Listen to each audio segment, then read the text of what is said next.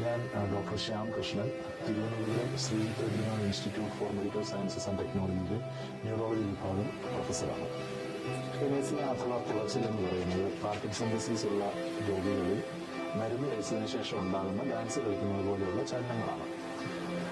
ഈ ഡിസ്കിനേസിയയുടെ ചികിത്സയൊക്കെ നമ്മൾ അഡ്രസ്സ് ചെയ്യുമ്പോൾ ഏറ്റവും ആദ്യം അറിയേണ്ട ഒരു പ്രധാന കാര്യം, ഡിസ്കിനേസിയ വളരെ സിവിയറായിട്ടില്ല എങ്കിൽ, അതായത് കഠിനമായിട്ടില്ല, നിങ്ങൾക്ക് കൂടുതലൊരു നിങ്ങളെ സാമൂഹ്യമായിട്ട് ബാധിക്കുന്നില്ല, അല്ലെങ്കിൽ നിങ്ങളുടെ പ്രവൃത്തികളെ ബാധിക്കുന്നില്ല എന്നുണ്ടെങ്കിൽ അതിനെ അവഗണിക്കുക എന്നുള്ളതാണ് ഏറ്റവും നല്ല ചികിത്സ.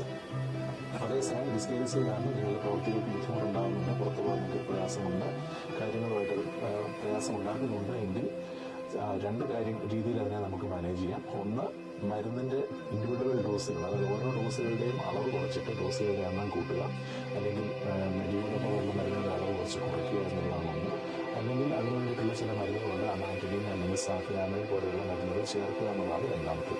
പക്ഷേ ഇങ്ങനെയുള്ള മാർഗങ്ങളെല്ലാം പരീക്ഷിച്ചിട്ടും വളരെ ബുദ്ധിമുട്ടായിട്ട് ഡിസ്കിനേസിയ തുടരുന്നുണ്ടെങ്കിൽ പിന്നെ ഇതിനായിട്ടുള്ള സർജറി, അതായത് ഡീപ് ബ്രെയിൻ സ്റ്റിമുലേഷൻ അല്ലെങ്കിൽ ബ്രെയിനകത്ത് ചില ഭാഗങ്ങൾ കഴിച്ചു കഴിഞ്ഞാൽ പാരലോട്ടമി പോലുള്ള ചില സർജറികൾ ചെയ്യുക എന്നുള്ളതാണ് അടുത്ത പരിഹാര നടപടി.